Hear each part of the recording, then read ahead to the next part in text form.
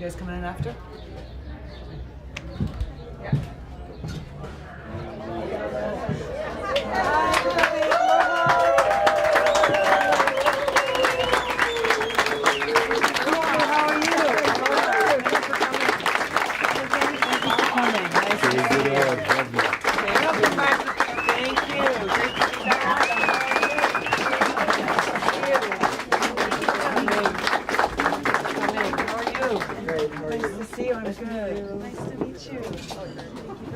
Thanks for coming, everybody.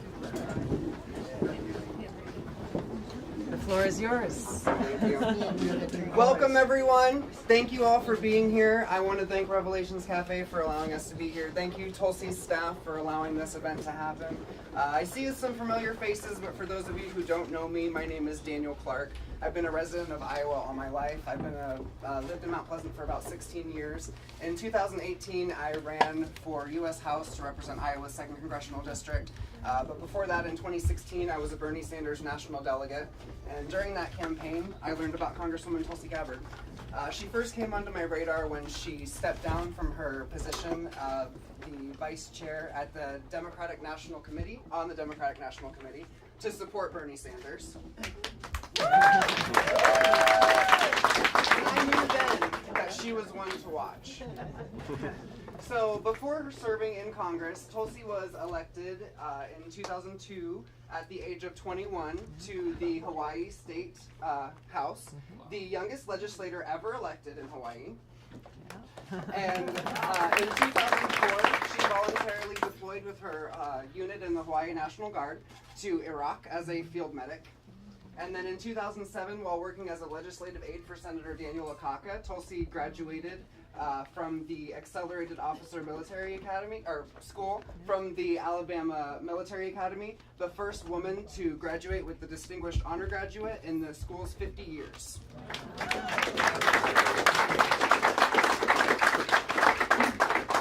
Tulsi also has deployed to Kuwait and currently serves as a major in the Army National Guard.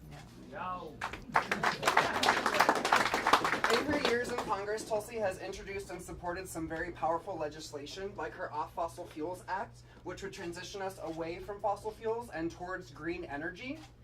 She also has introduced the Ending the Federal Prohibition of Marijuana Act, which pretty much speaks for itself. Yes. She also has introduced our Securing America's Elections Act. Securing America's Elections Act, which would ensure transparency by bringing us back to a paper trail with our votes and our elections. So in her tenure, Tulsi has shown herself to be trustworthy, intelligent, and honest. But for me, Tulsi is the embodiment of bravery. You have courageously stood up to the establishment of both neoconservatives and neoliberals. You have been strong and brave to become a powerful voice of peace in a choir of screeching warhawks.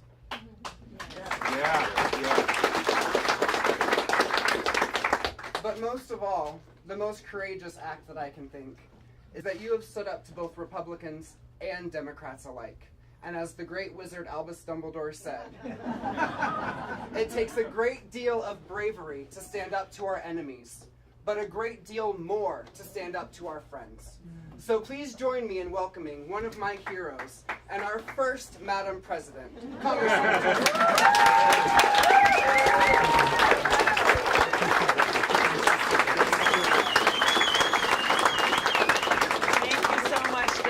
Thank you for your kind introduction. Thank you to Betsy, who's the cafe manager here. I don't know if she's probably working somewhere in the back. Thanks to Revelations Cafe for hosting us here and letting us take over for a few minutes. And I want to say thanks to Harold and Kayla for volunteering and helping us get set up. And most importantly, thanks to all of you for taking the time to come out. It's great to be back here again in Fairfield. And to receive such a warm welcome as you always give. So thank you very much.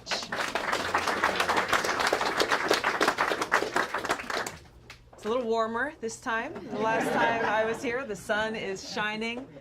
It's a beautiful day. And coming here always fills my heart with hope and with inspiration. Because it is people like you, it is people like us that provide the opportunity for us to bring about the kind of change that we need to see in this country and in the world.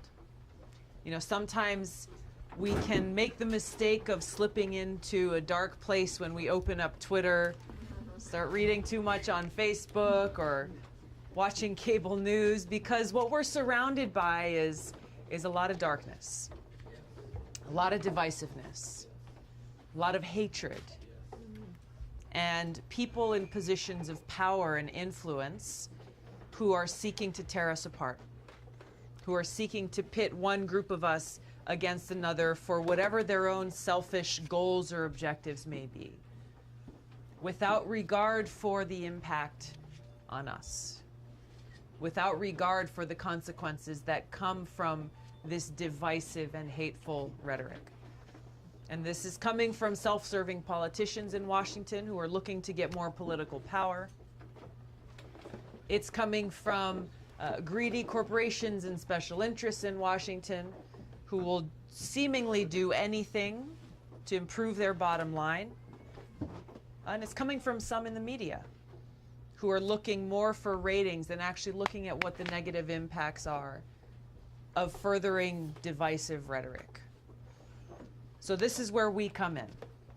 This is where we, the people, come in, to recognize that we cannot allow this darkness to surround us, that we have to take this opportunity and see this responsibility that each of us carries within our own hearts to bring that light.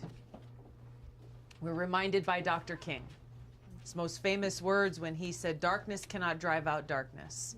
Only light can do that." That hate cannot drive out hate. Only love can do that.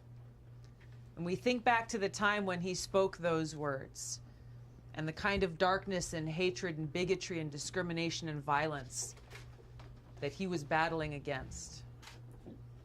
We see how powerful those words were then. We see how powerful they are now.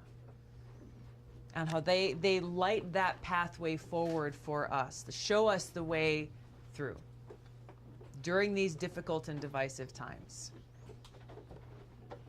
This is why we're gathered here today. This is what our campaign is about. This is what this movement is about. It's about bringing back this focus on putting service above self, on truly fulfilling that vision that our founders had for us, of a government that is of the people, by the people, and for the people. For the people.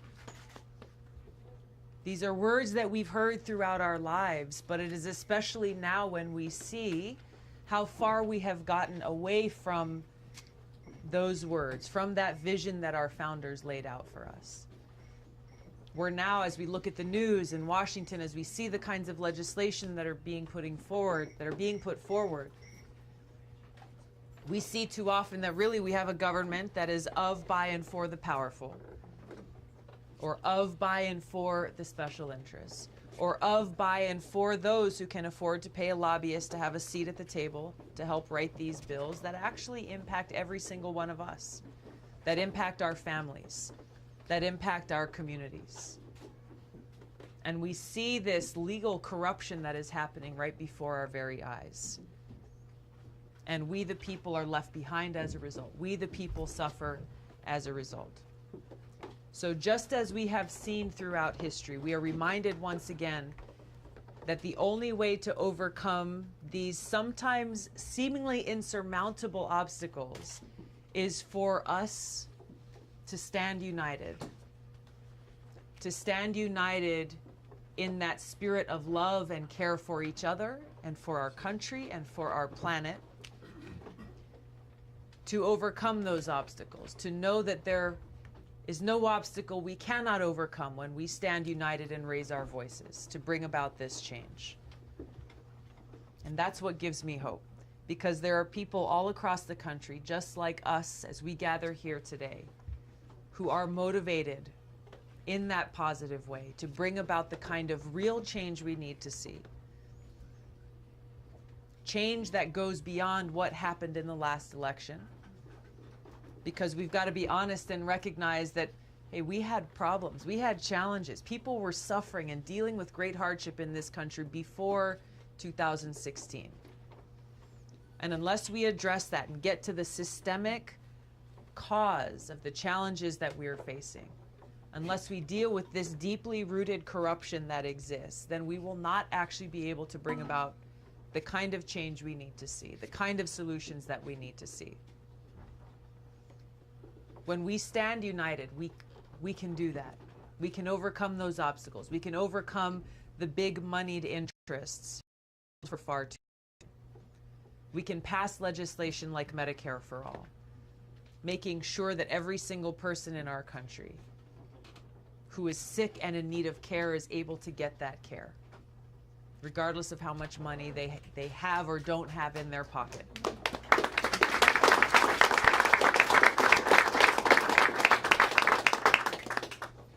We can bring about real reforms to our healthcare system to bring down the cost of prescription drugs by getting rid of this influence of big money in politics. We can change the law to make it so that Medicare can actually negotiate with prescription drug companies to bring those costs down for all of us. We can pass legislation like those we've introduced to allow us to re-import drugs at a cheaper price from countries like Canada. There are simple steps that we can take when we put the well-being of our people at the forefront of our policy decisions. We can bring about real justice reform, closing down private prisons, ending the federal prohibition on marijuana, ending this failed war on drugs, getting rid of this cash bail system that discriminates so heavily against those who are the have-nots. We can bring about these changes when we stand united.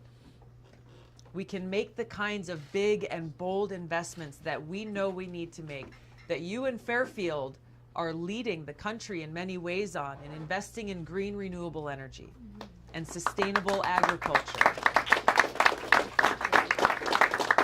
Recognizing that these are the kinds of steps that we need to take to get ourselves off of this addiction to fossil fuels and to build a green renewable energy economy for today and for the future. To recognize how wrong of a path we have been on when it comes to agriculture, where our government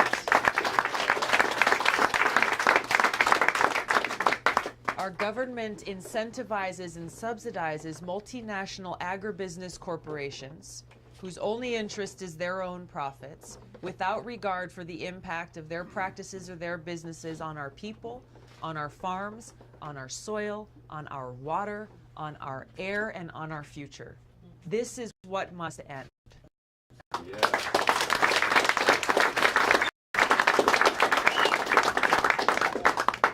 These are the kinds of investments and changes we need to make. Investing in education, making sure we're providing our kids with the tools for success that they need in this 21st century economy.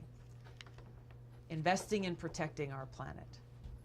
Investing in our people. Investing in our future. These are things that some have talked about, others simply ignore. These kinds of big changes. But now is the time, now is our opportunity to actually be able to make this happen. And each of these things that I've talked about, these are not partisan issues. These are not issues that divide us as a country, because when you look at it, these are things that impact every single one of us, regardless of whether we're Democrat, Republican, Independent, Libertarian, whatever the case may be. We all want our kids to have clean water to drink and clean air to breathe. We want them to have a safe and secure place to live and grow up in and thrive.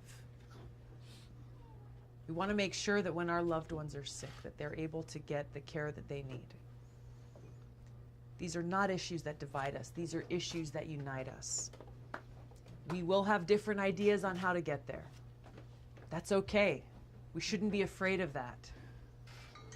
By staying grounded and focused on our common purpose of putting service above self and putting the well-being of our people and our planet at the forefront, this is how we can stay united and bonded together, bringing our different ideas to the table to find those solutions that we can implement to impact our families today and for our future.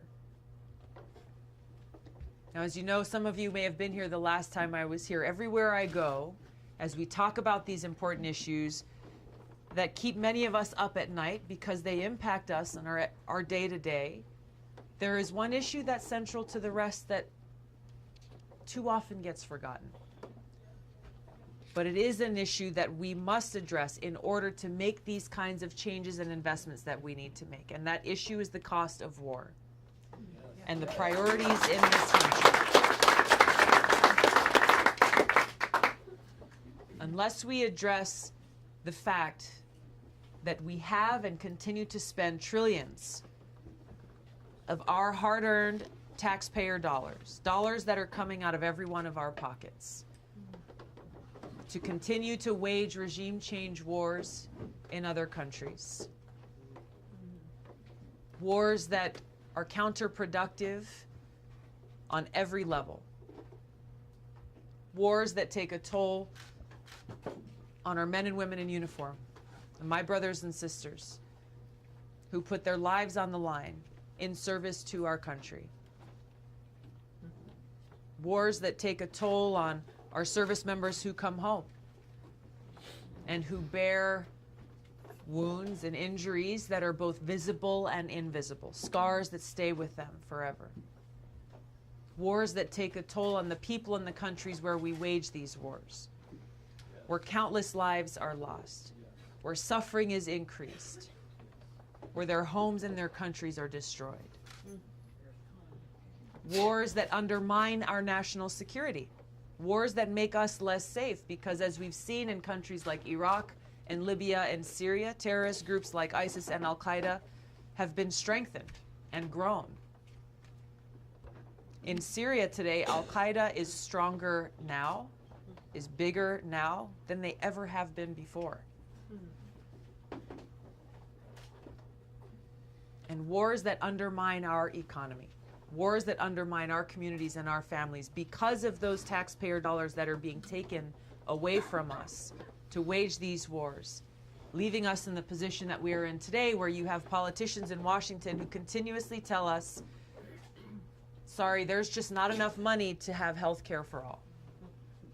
There's just not enough money to make sure our teachers are paid, that we have special education teachers for our kids.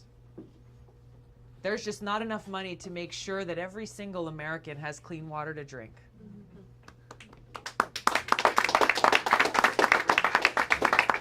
There's not enough money to make sure we have clean air to breathe.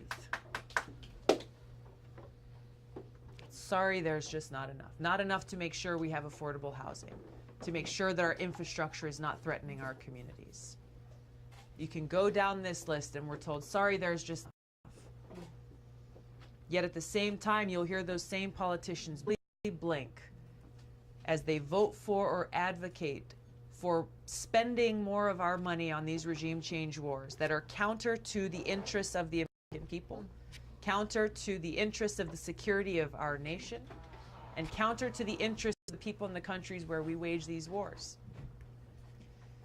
I want to make sure we are clear about the fact that we're not only talking about what has happened before in countries like Iraq and Libya and what's still ongoing in Syria. We're talking about what's happening today in Iran and Venezuela.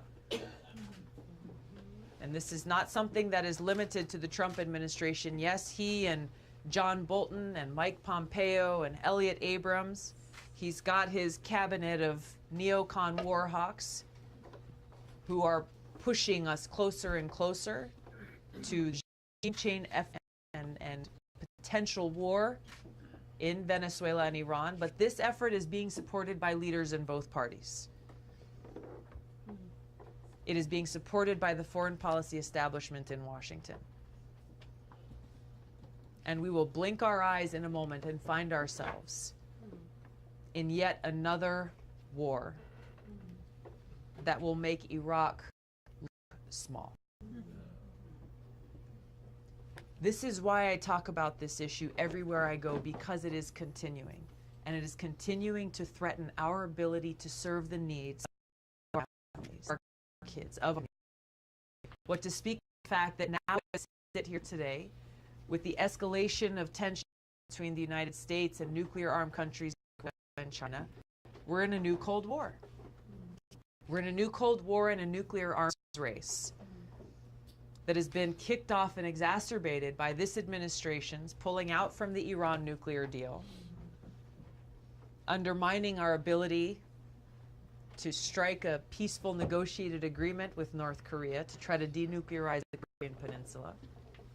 As they look and say, well, why should we make an agreement with the United States when the United States doesn't keep their agreements? This has been exacerbated by Trump pulling out from the INF Treaty. That treaty 30 years ago, negotiated between Reagan and Gorbachev, that drastically reduced the numbers of nuclear weapons and missiles in the world. Drastically reduced that risk of nuclear catastrophe then, making us and the world more safe. And yet we find ourselves in this place today where rather than strengthening and expanding that historic and important treaty, Trump has walked away from it and is saying, hey, now we're going to start building those missiles that the INF Treaty banned. We have to recognize the seriousness of this threat because it is an existential one. There are a lot of different challenges that we face. But unless we deal with this threat that threatens our very existence, then all of these other issues fall to the wayside. We must change our priorities in this country. We must do all that we can to walk away from this abyss of nuclear catastrophe. This is why I'm running for president. To serve you.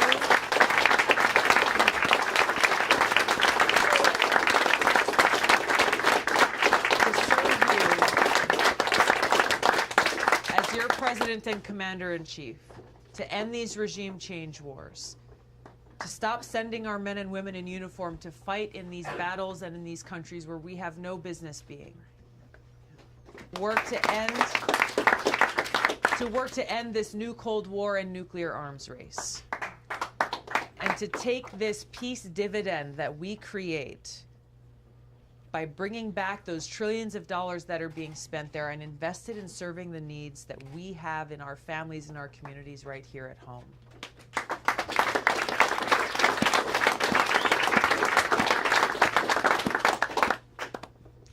To bring about this change will require every single one of us standing up, standing united, standing together, to bend that arc of history away from war and towards peace. Absolutely.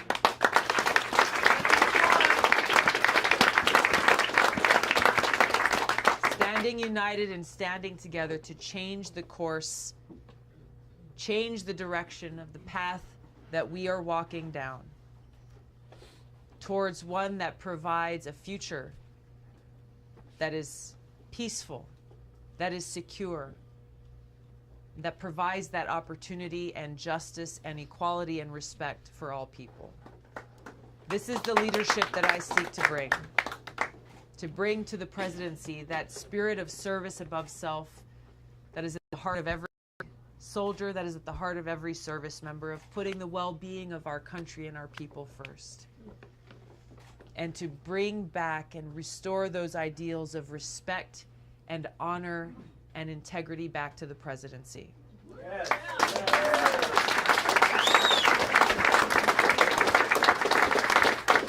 So I'm asking you to join me. I'm asking you to join me in this movement for peace, both here at home and abroad, to bring about this future, to make this possibility a reality.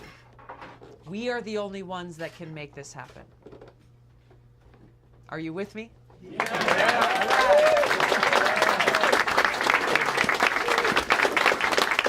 Thank you. Thank you for being here and thank you for standing with me because there is so much at stake.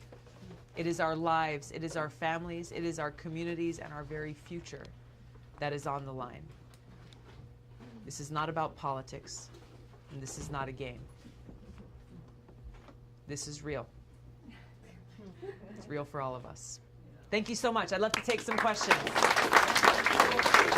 Start right here. So I've heard you saying really good things about climate change and that it's really important. Yeah. And that basically everything we care about is threatened by climate change. How would you work with all the Republicans who don't think it's happening to get them on board? Yeah. If you did you hear in the back? No. The question is about, we recognize the threats that climate change poses to us all. How do you work in a bipartisan way with those who either don't believe or don't take seriously the threat that we face, right? The word climate change, unfortunately, has become a political kind of hot button word. That even at mentioning it, you're either going to gain some or you're going to lose some. People will either open their ears or they'll close their ears because it's become so politicized, which is unfortunate. Because the impacts and the effects of climate change don't discriminate based on party line. So the way that we do this, both in Washington, but just as importantly in the conversations that we're having with each other and in our communities, is to just talk about the impacts. Talk about the realities that we are all living through, that we are starting to see more and more. And to start from that baseline that I mentioned earlier of common ground, of common interest and shared concern. Whether we're Democrats or Republicans, we want to make sure that our home and our community is safe. That we're not dealing with flooding. That we're not dealing with massive natural disasters. We want to make sure that we've got clean air to breathe. We want to make sure that we've got clean water to drink. I would challenge anyone to find a Republican who says, no, actually, I don't want those things. Oh, you're in Iowa. Or find an You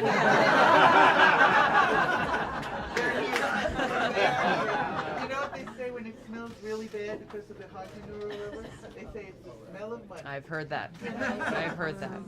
How do you counter that? What do you say? I guess I would challenge that the vast majority of people would find a shared interest in what we're talking about. That even with those pig farms, now we've smelled them throughout our travels across your state. It's the practices, it's how we're going about living our lives, how we are pursuing our agriculture industries, how we are farming that can make the difference. I think one of the obstacles that stands in the way of being able to have these conversations, unfortunately, is both sides prejudge each other and they're not actually interested in a conversation or listening and understanding where someone may be coming from, even if they completely disagree with you.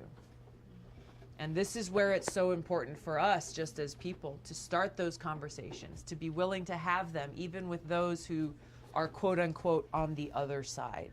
I did have a conversation like that. I was sitting next to somebody in the theater, and she runs a pig farm, you know, and she said it's much easier for her now because somehow technically there are advances that she doesn't have to do as much, and the income is more dependable. She can rely on it. And I was really at a loss. Well, I didn't know what to say back to her. I didn't know how to counter that, or, you know. Yeah, well, again, I mean, there I think are a lot of different examples, but I think to your point, once you get to maybe the root fear that may be driving their position, maybe different from yours, it helps us to create that understanding and that empathy, which then we can have a conversation and start to talk through, okay, well, hey, have you thought about farming in this way? That might create more income or revenue, that would potentially be better for the environment, that would be better for the water that surrounds us and the water that we drink. The point is that if we continue down the path that we are on in this country, where one side is always right, the other side is always wrong, regardless of the issue, that a Democrat won't vote for a Republican bill just because it's a Republican bill, regardless of the substance. A Republican won't sign on to a Democrat bill just because it's a Democrat bill, regardless of the substance. where you're either for addressing climate change or you're against it. You're either for this or against it. As long as we continue to park ourselves in these opposite camps with arrows pointing at each other, there is no way we will make progress on any issue. So that's a long-winded answer to your question. I'm very sorry. Yes, sir. I just want to thank you for speaking out on the issue of Julian Assange and protecting his press freedoms. It's very courageous. So he was the only presidential candidate to make a statement in that regard. Could you talk about, as president, what you would do to protect whistleblowers? Yeah.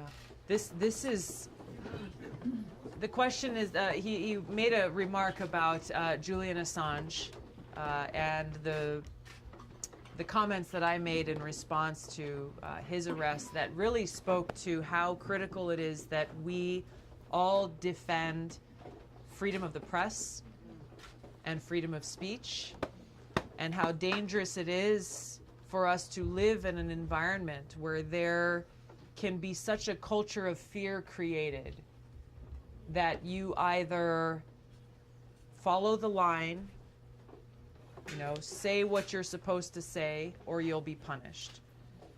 And so I think some of the coverage has been around, if we step back and look at what happened under the Obama administration, and ultimately in the end, why they chose not to pursue extradition and charges against Assange, because they were rightly concerned about how that would impact the freedom of the press, how that would impact whistleblowers who find ways to publish the information that they have thus far failed to get out and to get in front of people, of actions that are unconstitutional, government overreach, abuse of power. And so the Obama administration was right not to pursue that. And obviously the Trump administration has done so, even though it sets this very dangerous precedent. And while this is something that is very clearly a threat to our free press, it's also something that affects all of us. Someone said recently, anybody on social media can be a journalist these days. Really, though, we all have platforms. We all have the opportunity to communicate information. And so we've got to see this threat to our freedom of speech for the seriousness that it is. And we've got to make sure from a government perspective that we allow for that accountability and that transparency and those real avenues for whistleblowers to come forward. Thank you. See here. Yes. Me? Yes. Okay, I'm gonna stand, so hopefully I'm moving here. So circling it back to the issue of sustainable farming and factory farms. It's kind of funny. I just figured out about you yesterday. I didn't know you existed. And now I'm here. And now we're here. But I'm actually the president and founder of a nonprofit animal rights organization called Peace. And we stand for the promotion of equality, acceptance, and compassion everywhere. And we're launching a program right now called GROW. And with GROW, there's three primary aspects. The first is working with current farms to make sure that they're nonviolent towards human animals, non-human animals in the earth. The second aspect is helping CAFOs and just AFOs, just all animal feeding operations, transform into year-round veganic greenhouses in a way that's sustainable for the farmer and for the earth and for the community. So all of these CAFOs that we have around here, we can't just ban them or get rid of them, but we can transform them, and we can transform the economy of Iowa and the entire United States of America. And the third aspect is an urban farming program where we teach people how to farm veganically in their homes and in their gardens and their yards so that people can sustain themselves. And I was wondering if this is a program that your administration would be interested in adopting. Yes.